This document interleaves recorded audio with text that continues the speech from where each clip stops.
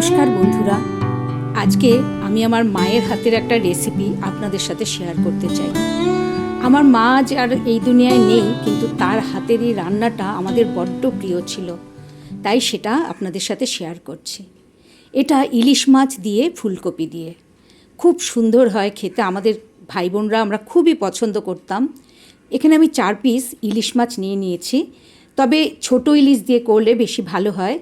এখানে আমি 1/4 টিস্পুন হলুদ আর 1/4 টিস্পুন লবণ দিয়ে মাছটা একটু ম্যারিনেট করে নিচ্ছি। আসলে অনেক সময় দেখবেন খোকা ইলিশ পাওয়া যায় বা 300-350 গ্রামের যে ইলিশগুলো পাওয়া যায় সেইগুলো কিন্তু সর্ষে বাটার থেকে বেশি এই ফুলকপি দিয়ে করলে ভালো লাগে খেতে। মাছগুলো ম্যারিনেট করা হয়ে গেল। এবার আমি একটা বাটিতে 1/2 টিস্পুন শুকনো লঙ্কার গুঁড়ো আর 1 টিস্পুন একটু ভরে জিরের গুঁড়ো নিয়ে নিলাম। এটা জল দিয়ে ভিজিয়ে রাখবো। ইলিশ মাছে বেশি মশলা ব্যবহার করলে তার নিজস্ব গন্ধ বা স্বাদ নষ্ট হয়ে যায়, তাই এখানে আমি কিন্তু এই দুটো মশলা ভিন্ন আর কোনো মশলাই ব্যবহার করব না।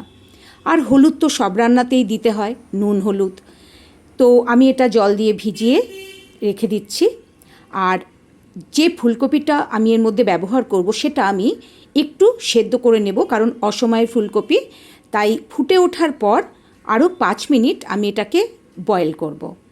তো তার জন্যে ফুলকপিগুলো আমি জলে বসিয়ে দিলাম আর এটা ফুটে ওঠার পর 5 মিনিট রান্না করে নিলাম। এখন 5 মিনিট হয়ে গেলে এটাকে আমি নামিয়ে নিচ্ছি। আর এরপরে আমি কড়াই গ্যাসে বসিয়ে গ্যাসটা জ্বালিয়ে দিলাম। আর যেহেতু ইলিশ মাছ, এটা সর্ষের তেলেই রান্না হবে, তো 2 টেবিল স্পুন মতো সর্ষের তেল এখানে নিয়ে নিলাম। সর্ষের তেলটা গরম হলে তারপরে মাছগুলো আমি খুব হালকা ভেজে নেব। কড়াই একটু তেলটা ছড়িয়ে নিলাম যাতে মাছগুলো লেগে না যায়। আর মাছগুলো কিন্তু খুব হালকা ভাজবো। আর এই ফুলকপির গন্ধ আর ইলিশ মাছের গন্ধ, স্বাদ মিলে একটা যে নতুন স্বাদের সৃষ্টি হয়, সেটা এত সুন্দর, আপনারা একবার করে খেলে বুঝতে পারবেন। এবার মাছগুলো আমি দিয়ে দিচ্ছি, জাস্ট হালকা করে একটু ভেজে নেব। আপনাদের যদি রান্নাটা দেখে ভালো লাগে তাহলে একটা লাইক করার জন্যে আর শেয়ার করার জন্যে অনুরোধ রইল। আর সাবস্ক্রাইব করে আমার চ্যানেলটা আমার পাশে থাকার জন্যেও অনুরোধ রইল। এবার মাছগুলো আমি একটু উল্টে দেব। জাস্ট 1 মিনিট মতো আমি এটা ভেজেছি। আসলে একটু কাঁচা কাঁচাই আছে, তার জন্যে ইলিশ মাছ একটু উল্টাতে অসুবিধা হয়। বেশি করে ভেজে তারপরে উল্টালে কিন্তু সুবিধা হয়, তো ওই জন্যে একটু আমার অসুবিধা হচ্ছে উল্টাতে। তো যাই হোক, আমি মাছগুলো মোটামুটি উল্টে নিচ্ছি। আর যদি আপনারা আমার চ্যানেলটা সাবস্ক্রাইব করেন তাহলে পরের রান্নার নোটিফিকেশান পেয়ে যাবেন। এবার আমি এই পিঠটাও আর একটুখানি করে নিয়ে এবার মাছগুলো তুলে ফেলব। এটা সামান্যই ভাজছি, কারণ বেশি ভাজলে কিন্তু ইলিশ মাছের টেস্ট নষ্ট হয়ে যায়। এবার আমি মাছগুলো তুলে নিচ্ছি।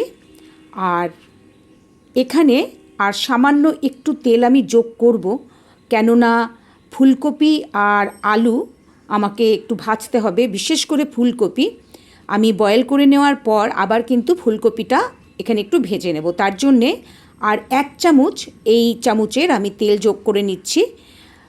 তো ফুলকপি ভাজতে একটু তেল লাগে, কিন্তু যেহেতু ফুলকপিটা সেদ্ধ করাই আছে, তাই এখন এটা আর বেশি তেল টানবে না। এবার কপিগুলো দিয়ে আমি এটাকে একটু ভাজা ভাজা করে নিচ্ছি। আসলে মায়ের হাতের রান্না আমাদের সবারই, মায়েদের হাতের রান্না আমাদের কাছে খুবই প্রিয় হয় ছেলে মেয়েদের কাছে, কারণ আমরা ছোটোবেলা থেকে তাদের রান্না খেয়ে বড় হই। তো তারা আর জীবনে থাকে না, কিন্তু তাদের এই রান্নাগুলো, তাদের এই বিভিন্ন স্বাদের রান্না আমাদের জীবনে কিন্তু থেকে যায়। এবার কপিটা মোটামুটি আমার ভাজা হয়ে গেছে, লাল লাল হয়ে গেছে, আমি তুলে নিচ্ছি। আর এরপরে আর আমার তেল দিতে হবে না, কারণ যেহেতু কপিটা সিদ্ধ করাই ছিল, তার জন্যে কিন্তু একদম তেল টানেনি, দেখুন। এবার এখানে আমি প্রথমে 1/2 টিস্পুন জিরে দিয়ে দেব, যেহেতু ফুলকপি দিয়ে মানে আমি এটা রান্নাটা করছি, ইলিশ মাছে সাধারণত কালো জিরে ব্যবহার করা হয়, কিন্তু ফুলকপি থাকার জন্য আমি এখানে জিরে আর 2টো তেজপাতা ছিঁড়ে দিয়ে দিলাম, 1/2 টিস্পুন জিরে আর 2টো তেজপাতা। এবার আগে আলুগুলো দিয়ে একটু ভেজে নেব, যেহেতু আমার ফুলকপিটা আগে থেকেই সেদ্ধ করা আছে আবার ভাজাও আছে, তাই আগে আলুটাকে আমি একটু ভাজা ভাজা করে নিলাম। এখন আমি যে মশলাটা জলে গুলে রেখেছিলাম সেই মশলাটা আগে এখানে দিয়ে দেব, দিয়ে একটু নাড়াচাড়া করে নেব, কারণ এতে কিন্তু আলুটাও কিছুটা বয়েল হয়ে যাবে, যেহেতু আগে থেকেই ফুলকপিটা আমার সেদ্ধ করা আছে অনেকটা। এবার মশলাটা একটু ভেজে এখন এখানে হলুদ দিয়ে দেব। এখানে আমি 1/2 টিস্পুন হলুদ ব্যবহার করলাম। এখন এটাও আবার একটু নেড়েচেড়ে মিশিয়ে তারপরে কপিটা দেব, কারণ কপিটা যেহেতু আগে থেকে কিছুটা হাফ কুক করা আছে, ওটা তা না হলে ভেঙে যাবে। এবার আমি কপিগুলো দিয়ে দিচ্ছি। এবার কপিগুলো দিয়েও মশলাটা পুরো ভালো করে মাখিয়ে নিচ্ছি। তবে যেহেতু মশলাটা খুব ড্রাই হয়ে গেছে, তাই এখানে আমি সামান্য একটু জল ব্যবহার করছি। আর আমি কিন্তু পুরো রান্নাতেই গরম জল ব্যবহার করছি। আপনারা চাইলে গরম জল ব্যবহার করতে পারেন, চাইলে নাও করতে পারেন, তবে কি গরম জল ব্যবহার করলে রান্নাটার টেস্ট একটু বেটার হয়। এবার ভালো করে মশলাগুলো কপি আর আলুর মধ্যে আমি মিশিয়ে, এখন কিন্তু এখানে আমি নুন দিইনি, তাই আমি স্বাদ মতো নুন দিয়ে দিলাম, আর আপনারা আপনাদের স্বাদ মতো দিয়ে দেবেন। মোটামুটি সব ইনগ্রেডিয়েন্ট আমার দেওয়া হয়ে গেল। এখন এখানে আমি জল দিয়ে দেব।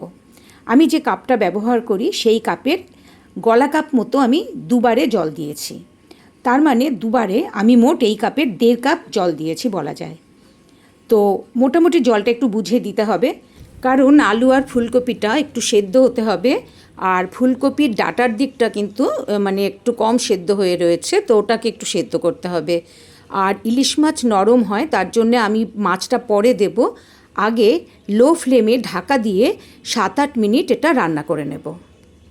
এবার 2টো কাঁচা লঙ্কা আমি ছিঁড়ে দিয়ে দিলাম, তাতে এমনিতেও আর কি কাঁচা লঙ্কার ফ্লেভার ইলিশ মাছ সবসময় খুব ভালো লাগে।